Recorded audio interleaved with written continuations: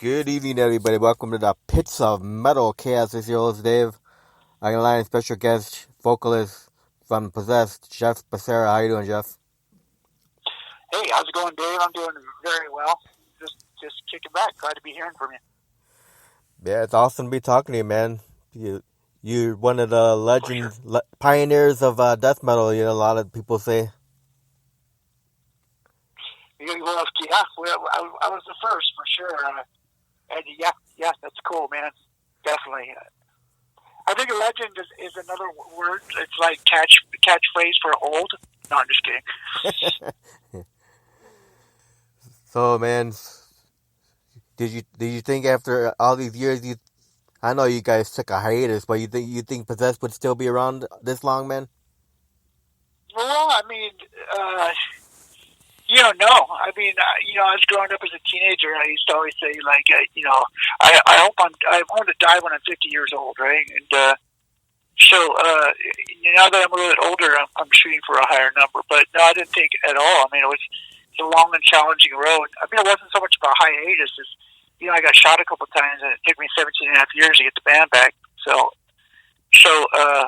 yeah, it was a long wintering and a hard-ass struggle. And I never thought in a million years that, Possessed would still be kicking today. But, of course, we've been touring for the last 13 years, so it's not surprising now. But in June, you guys just went to Europe, right?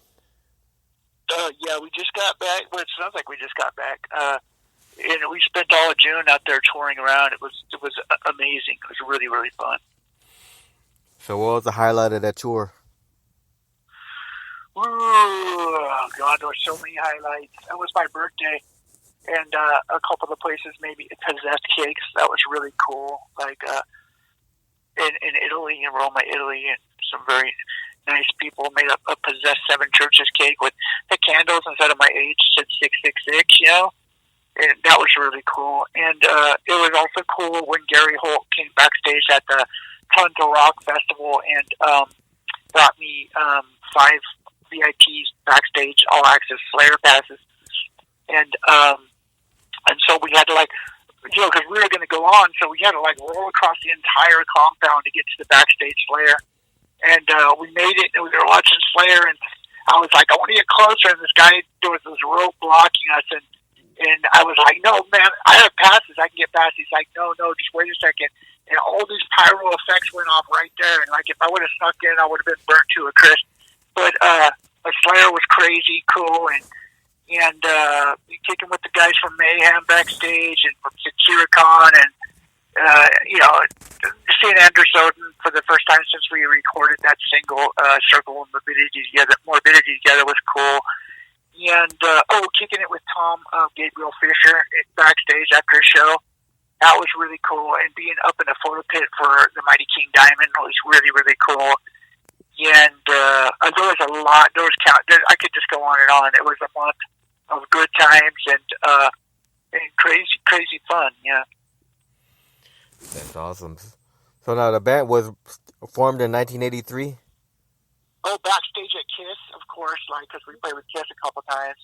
ZZ Top and Leonard Skinner and Whitesnake and Def Leppard and a whole bunch of people. Rob Zombie. Yeah, okay, I'm sorry. What were you saying? Yeah, what was the question? So the band Possessed was formed in 83, right? Yeah, 83. Now, who put the band together? You did? Me and the Mikes. Me and Mike Seuss and Mike Terrell.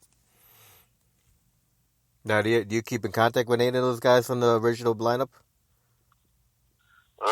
Every once in a while I used to call, but it's been a lifetime, we were kids back then. It's been over 3 decades, so, people just kind of naturally grow apart. They went their way and I went mine. Nothing bad or anything, but, No, Larry went to Primus.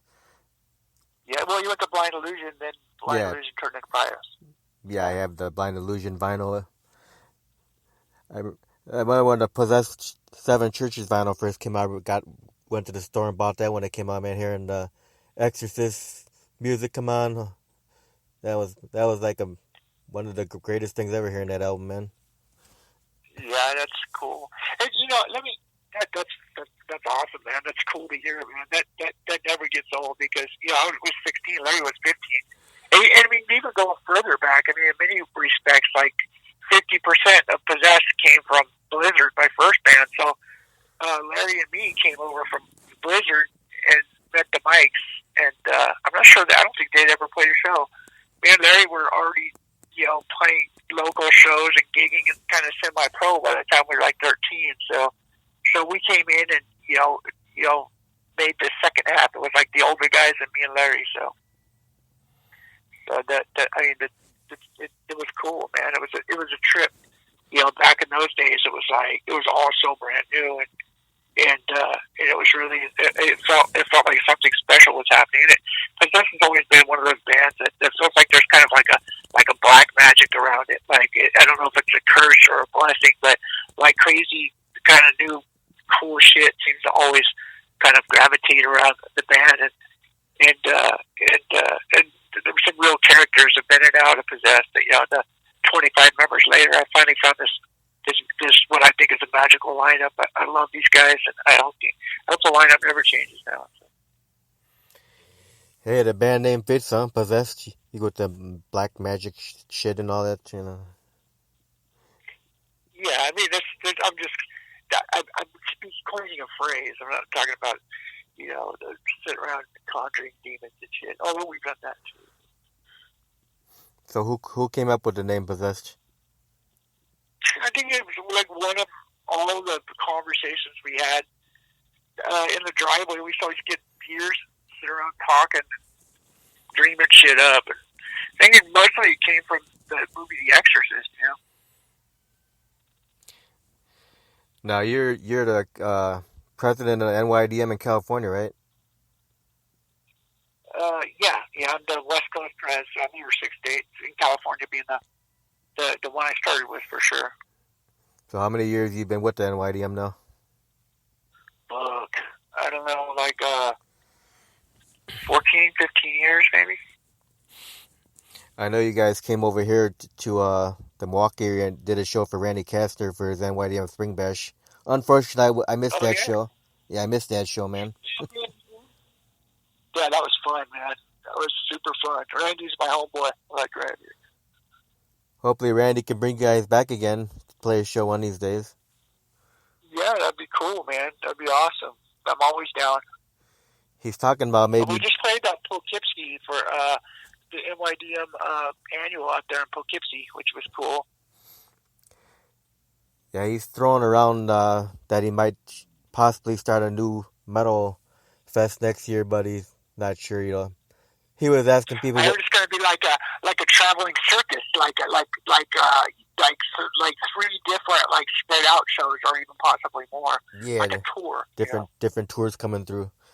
I hope he does do that because he's really good at organizing shows. He treats his bands like kings too. Like everything was nice and organized. Like a lot of promoters, you come in and it's so fucked up. It's all spread out. Nobody knows what the fuck's going on. And I don't know if I can cuss on this, but yeah, you can. Yeah, but with Randy, everything was organized. Hotels, transportation, everything was set out. It was like no fuss, no muss. And it's cool. Like he's really good at what he does. So if you're a band, you feel real loved. He got us a practice place, and and it was really, really cool. And you really feel respected and well taken care of. And that's always nice when that happens. Yeah. So now, going back to your music history, you say before Possessed, you played in Blizzard? Yeah, with Marauder. Marauder turned into Blizzard, and Blizzard turned into Possessed. So. And then after Possessed, it's all been Possessed all the way on from there on. Yeah, Possessed that was like the way I look for my niche, my island. That I can call my own, and this is where I've settled. So now, do you ever dabble around with the bass guitar at all anymore? Yeah, I mean, I wrote. Look at it. I wrote a lot of the music on the new album. But I wrote that on guitar actually. But yeah, I definitely play bass. I have a few customs being made. I still have my Red Destroyer, my MSI custom. My cousin Danny Maloney made it, and he also like he's no joke. MSI luthiers, MSI stringed instruments, Maloney stringed instruments. He made Les Claypool's whammy bar bass, the Pachyderm one. He made My Red Destroyer. He made James one and Kirk one from Metallica, and he made I think he's made so many people Joe Satriani buys them.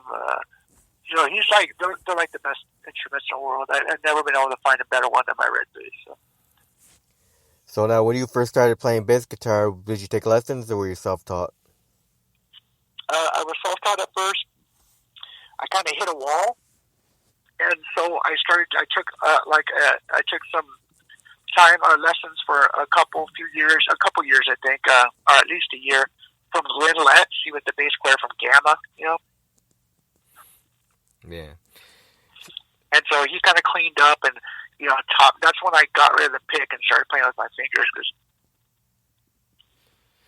So now, before Possessed, when you were in the other band that changed into the other band, did you do singing or no? I sing backups, and so whenever I met with Mike's, Possessed started out. He gave me I think 6 super raw songs that he recorded on remember those Walkmans that were cassettes? Yeah, yeah. Are you all? Yep. How old are you? Can I ask? 51. So you're old enough, though, and you remember, and we're the same age. What was my point?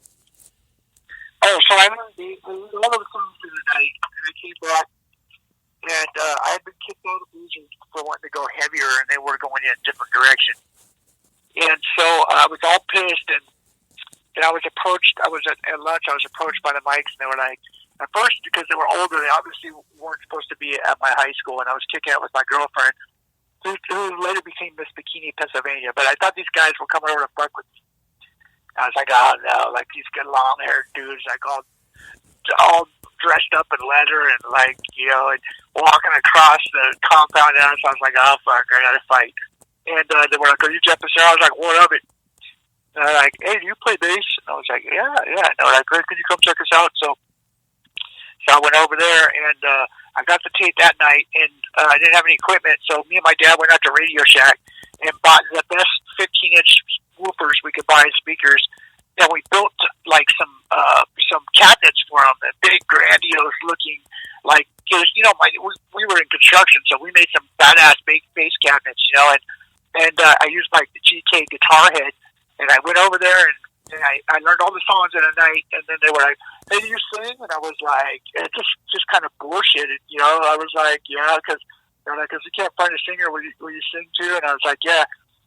So I made up some lyrics, and we started playing, and I forget what song we played first. We played a few, and the first time I sang, I was super low register, just super, super heavy, and they were like, no, you gotta, that's good, but not so heavy. So my voice is the calm down version of the original one.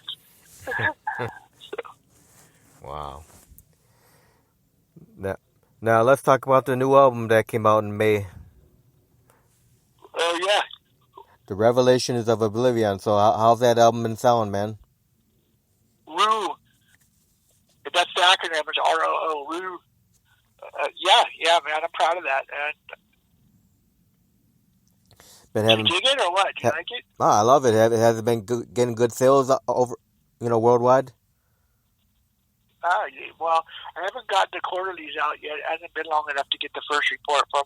But I know that it's I was a number 2 on iTunes US. It was it's like I said, it's number 17 on the US pop charts for independent record sales or album sales. Sorry, it's like a number 1 to 8, in all the European countries. And it's number 1 and 3 on Amazon in Germany in different formats of the same album. So it's doing really well. I mean, but it's hard to say. Because until the final reports come out, we're just getting specific, areas of numbers. So it'll be kind of cool to see when they all come together just how much comes out. So is there any meaning behind the title, Revelations of Oblivion? Yeah, and of course it's underground, death metal, so it's not like it's going to sell millions. You got to be realistic with those numbers. Good is relative. For death metal, it's doing really well. For pop, it's doing horrible. You know what I mean? So, yeah, Revelations of the Illuminated. That started out. As corny as it sounds, I was watching. Have you ever seen that show Lucifer on Fox? No. It's some cheesy show. He's like Satan comes up from hell and he becomes a detective with the LA police department. It's really dumb. But I was just watching that and fucking around, and I was like, man, I can't. I was thinking, I can't believe how mainstream Lucifer is, because back in the '80s, that shit would have never flown. That was back with Tipper Gore and the Satanic Panic, and Satan used to be really scary back in the day, right? Yeah, the And I was like, PMRC. Yep. Yeah. Remember all that? Yeah. And so I was thinking, like wow, like how mainstream as Lucifer got.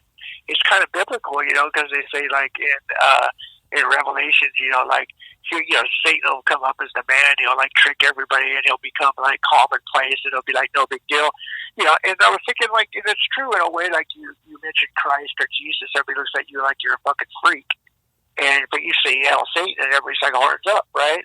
So it's kind of like it's reversed a lot since back in the day, right? And I was thinking, like, I kind of like, because of course I'm writing an album, so I kind of make that in the death metal logic. And I was thinking, like, what if it just went the total polar opposite? So there was the complete absence.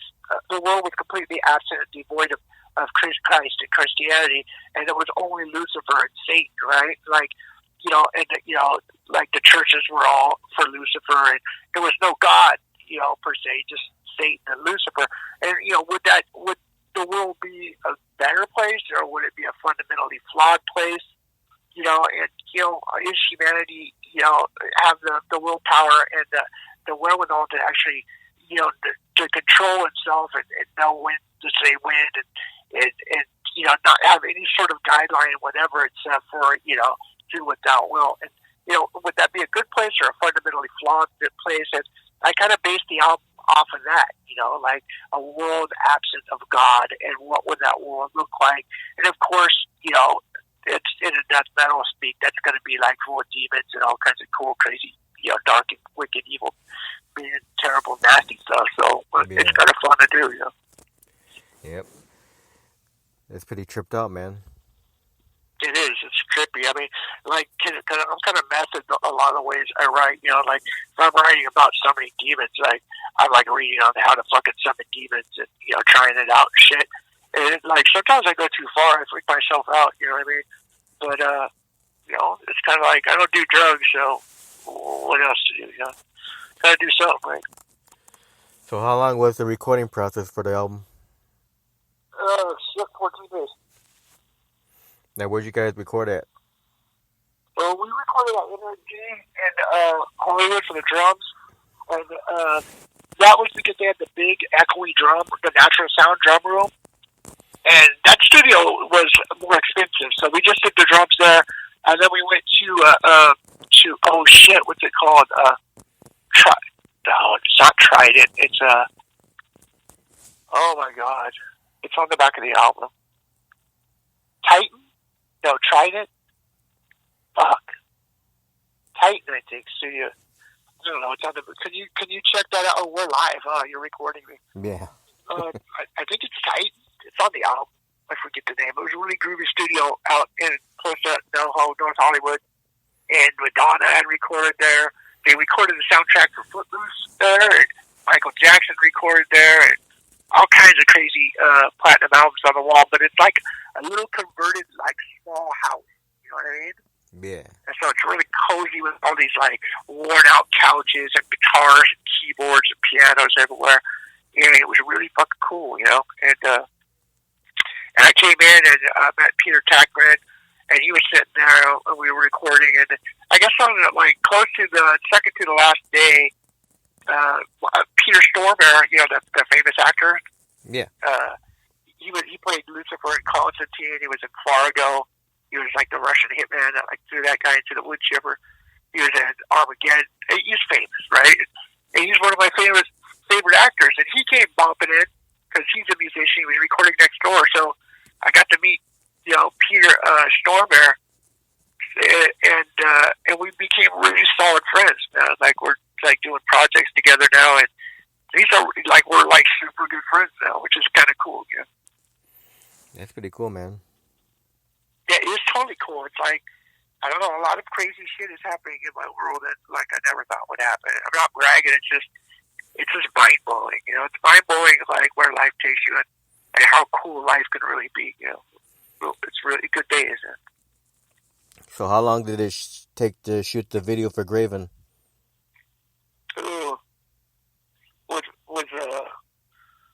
With me, I was only in there like 3 or 4 hours, maybe 5 hours, 3 hours, 4 hours, between 3 and 5. And Peter was in there for between 3 and 6 hours.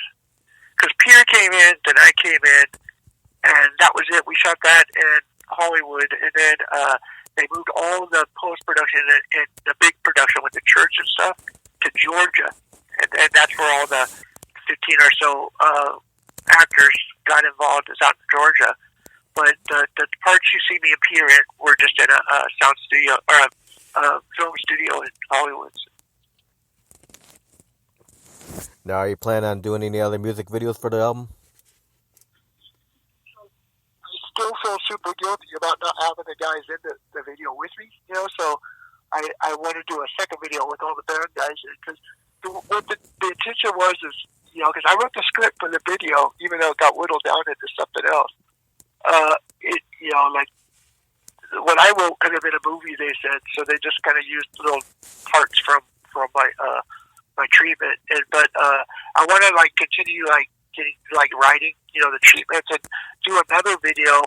That I wanted the first one to become more artsy, more cinematic, instead of just like the standard everybody playing air guitar and pretending to be in a band video, Yeah.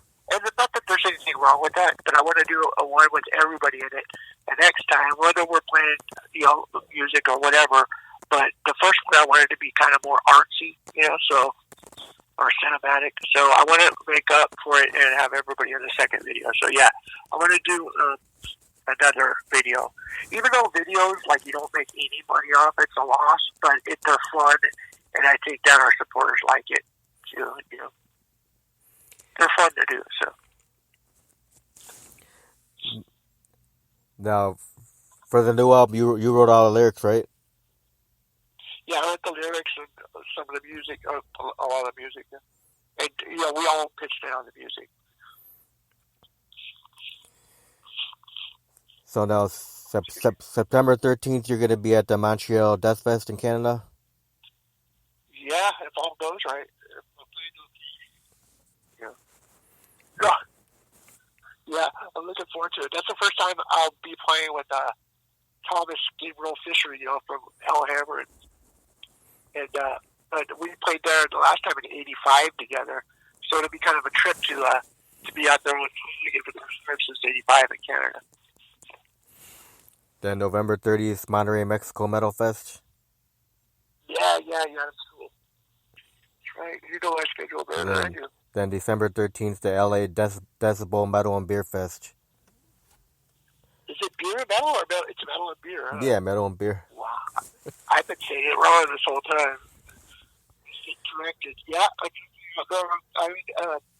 I got that from Albert Mundrio from Decibel Magazine, so I've known him since way back in the day.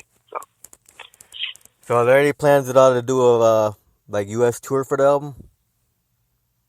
Well, I mean, we're definitely going to be playing here and there. It's just a matter of finding the right tour, and it's a different scene. It's a different world in the U.S. because it's really hard to make ends meet and budget. Because you got to pay for a bus, and we're not talking about rock star money. We're talking about gas money. Yeah. So you have to really work and hustle to find the right tour. So. Yeah. I definitely want to tour the U.S.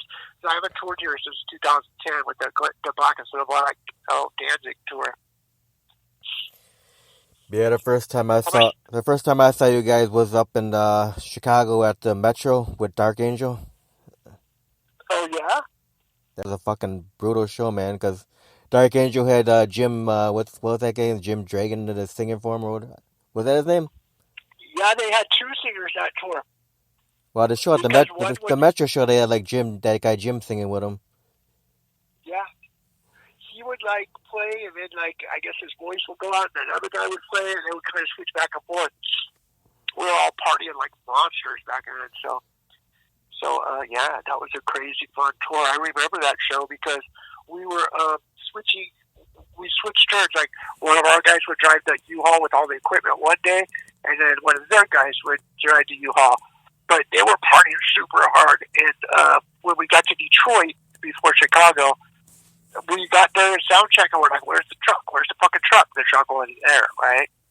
I guess they like passed out or couldn't make it. So we were playing with this band. I think they were called like Halloween or Halloween, but it wasn't like the real one. It was like a different one, right? And not like the famous Halloween, but I forget the name of them. It was like that, but it wasn't the Well, band you're thinking. I know there's a band called Halloween from like Detroit.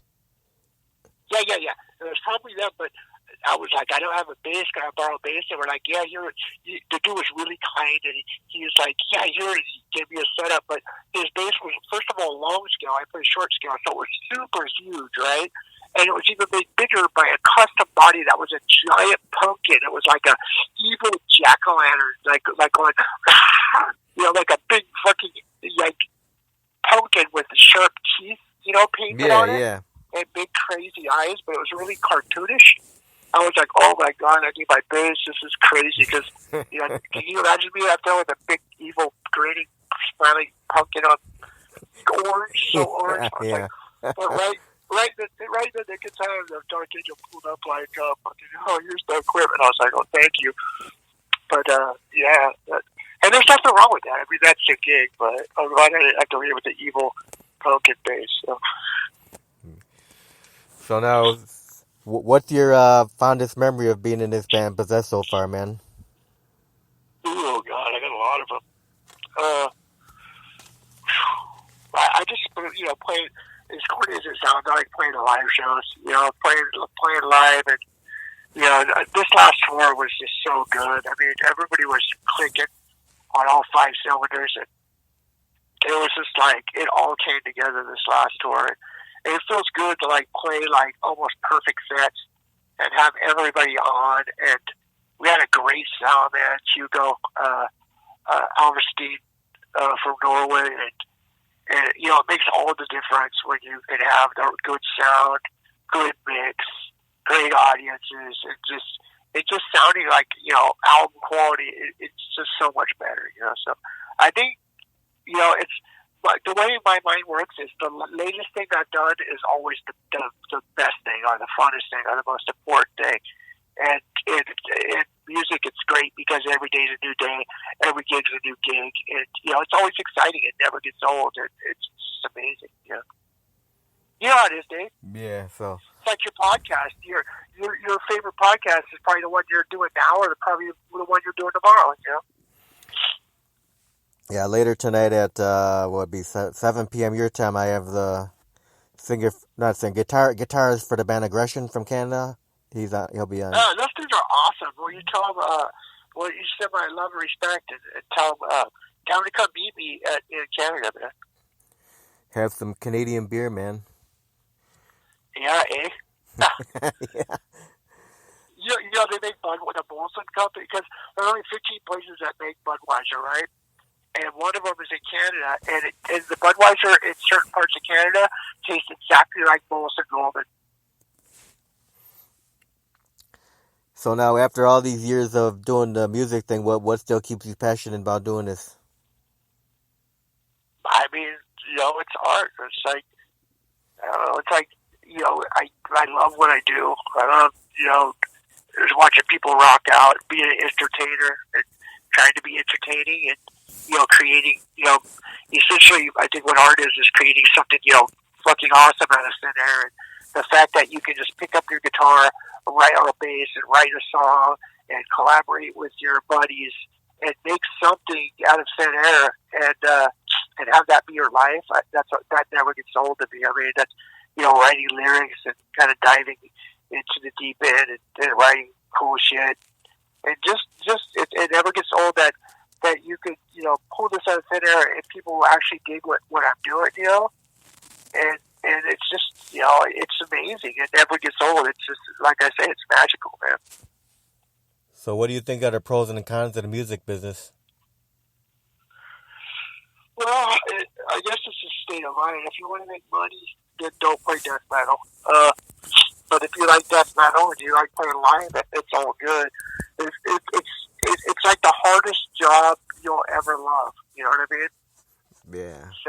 So I don't know if you've ever been on tour, but a lot of people think it's glamorous, and it's not. It's rough, it's brutal, it's dirty, it's hard to stay healthy, but the guys and I, we love it, like you can't get enough. I wish I could just always tour and never come home. Of course, you miss your family, and the cons are like, you can't stay. It's hard to stay married because you're always gone, divorced. You don't get to see your kids that much when you're on the road. I guess that's about it, really. I mean, I would say ugly groupies, but those are kind of cool too. No, just kidding. Yeah, I don't know. It's all good to me. I mean, I guess I've had a hard life, so that stuff doesn't faze me. It's like my bread and butter. I love it. So now, no cons. So on this last little European tour you did you have a most embarrassing moment on that tour? A little. It was a month long, but you mean the first one or the last one? The last one in June. The embarrassing moment. Let me see. Yeah, I do. I probably shouldn't talk about it though. It's too embarrassing. But yeah, we stopped at this. Campsite overnight, and like usually I don't drink, right? But I got real hammered. Like, oh my god, don't tell anybody. But no, I'm just kidding. And I just, because I got a Native American in me, so I'm not a good drinker. And I just kind of really made an ass out of myself, and I didn't really remember much of the night. But the next day, everybody was like not talking to me. I was like, what's up? And they're like, you don't remember last night? It's like, oh my god. So I guess it kept everybody up yelling, and it's kind of funny now, but I guess that's my most embarrassing thing. So I'm on the wagon, actually. All right. So now, what musicians inspire you to? Like when you first started out, do you have who are your musical inspirations? I mean, this is gonna sound like I'm a prima donna, but I'm not the kind of guy that I guess I do, just help this year being around music a lot. I definitely listen to the bands. The people that influenced me are the group of guys that I'm in a band with at the time. You know what I mean? Yeah. So like I'm always most focused on the band I'm in, which is Possessed. It's always been Possessed. And Blizzard, Marauder was Marauder, and Blizzard, it was Blizzard, and Possessed, it's Possessed. So the people that I'm influenced and the people I influence, we kind of key off each other, and those are the most influential persons. At first, it would be like my drummer, Mike Miner, and Larry Lalonde, and because we were little kids. It was like 79 when we got, or 78, 79 when we got together. And then later it was like Mike and Mike. Then it became like, my band, 25 members later, and Claudius Kramer, and Emilio Marquez, and Robert Cardenas, so those are the guys that influenced me. Those are the guys I'm proud to be influenced by, that's the brotherhood, Because I don't want to sound like anybody else. I want Possessed to be, like, really original, like when you listen to Motorhead, you know it's Motorhead. When you listen to Kiss, you know it's Kiss. And I want Possessed to be like, you hear it, even if it's a new song, it still sounds like Possessed. And I think that shows, and I want to be influenced by other people. All right, now. I mean, a lot of bands are super fucking cool. That's for sure. I love them, but I try not to steal material or be too influenced. Now, are there any death metal bands that you've like never played with before that you'd love to play with? Uh, well, yeah, I would love to play with Death, but that's impossible. Uh, with Chuck, I mean, I could jam with them on my couch, but I've never played, with our bands together.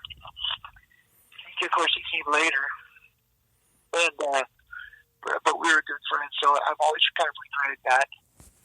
I played with Motorhead, but I wish I could have played like a co-headliner, just like Possessed and Motorhead. We played festivals together, but it was on my bucket list to play with Motorhead, so I'm glad that I got to do that before, his unfortunate passing, before Lemmy's unfortunate passing. I would definitely love to play with Exodus when Gary comes back. Doing like a kind of reunion Bay Area thing. I would love to. Well, we could just play with Slayer, but again, it would be nice to play a U.S. show with Slayer. But I don't know how possible that's going to be. Yeah.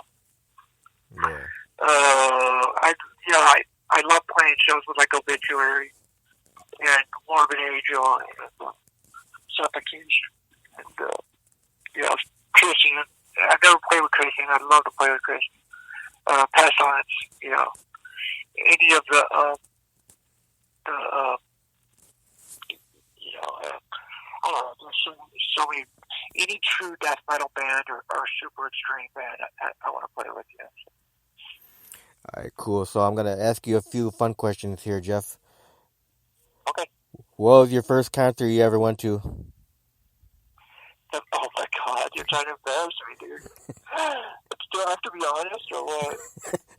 Yeah, I guess the first concert I've ever been to was, I think it was, oh my God. I think it was like Def Leppard. Well, it might have been Linda Ronstadt with my parents. That's so funny. But the first rock or metal concert I went to would be, I think it was Def Leppard, Motley Crue, and Blackfoot. And Motley Crue, I remember Tommy Lee was only 16, and they got booed off the stage, but we were like, yeah, we were all into it. And that was back, when they were playing all the cool shit, so. Oh, God, I shouldn't have been there. That's how serious. So was this the good Def Leppard, the early Def Leppard, the good high and dry and all that good shit, man? Yeah, I was on a high and dry tour, yeah. Yeah, And then we went to, high and dry. It was heavy, dude, right? yeah. Right? At least he wasn't the poppy Def Leppard, man. No, man. I just played with Def Leppard, though, last one, in June, so. That's crazy, yeah. Yeah. That's crazy. Yeah. My first show was Def Leppard, and then this interview happened after I just played with Def Leppard and Whitesnake, and we played with ZZ Top and Kiss and Rob Zombie and there's a whole bunch of Anthrax. We co-headlined at the Rock Hard in Germany with Anthrax. That was crazy.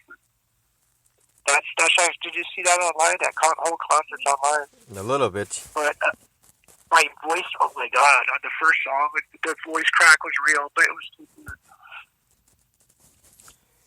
So who are your top 3 favorite bands of a lifetime?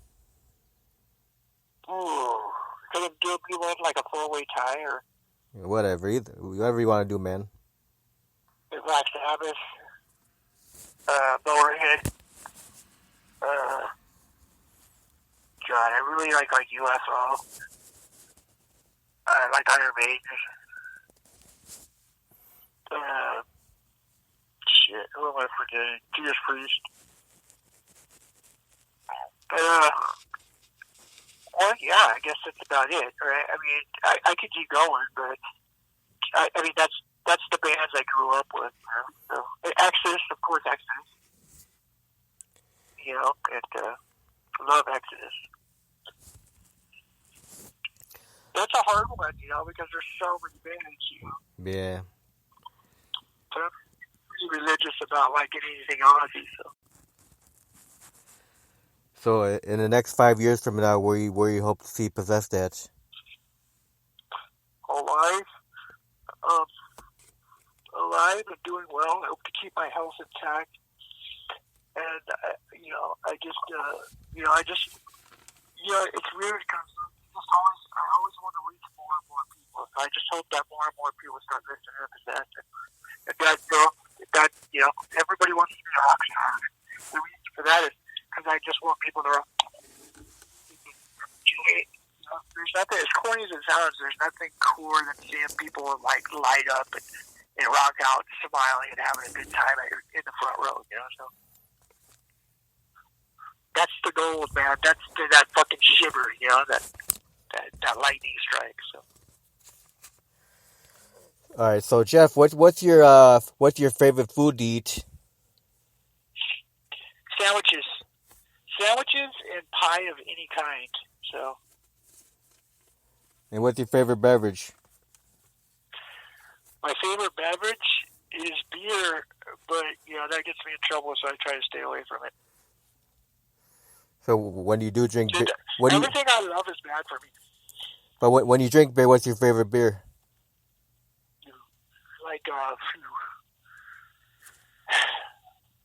Well, that's a trip because I like to drink all different kinds of beers. Because usually when I drink beer, I'm on tour, so I'm like constantly just trying different beers in whatever country I happen to be in. So what's your favorite non-alcoholic drink? Water. I don't drink a lot of soda. I don't drink a lot of juices because they're like sugar, but I drink a lot of water, man. I'm not gonna lie. And I like anything with caffeine, like coffee. I drink the shit out of coffee. If you see me on stage, I drink between 4 and 8 rock stars or Red Bulls when I'm on stage. Like I guzzle this shit. So what's your take on social media? I'm not really big on it's addictive. It's kind of like if Colonel Sanders put crack in his Kentucky Fried Chicken extra crispy. It's like you'll jump on it for a second, and 8 hours later you'll be like, "What happened?" It's like mind candy, but it's also like very powerful, and it's very cool to stay in touch with your friends. And I wish I had more time just to surf the net.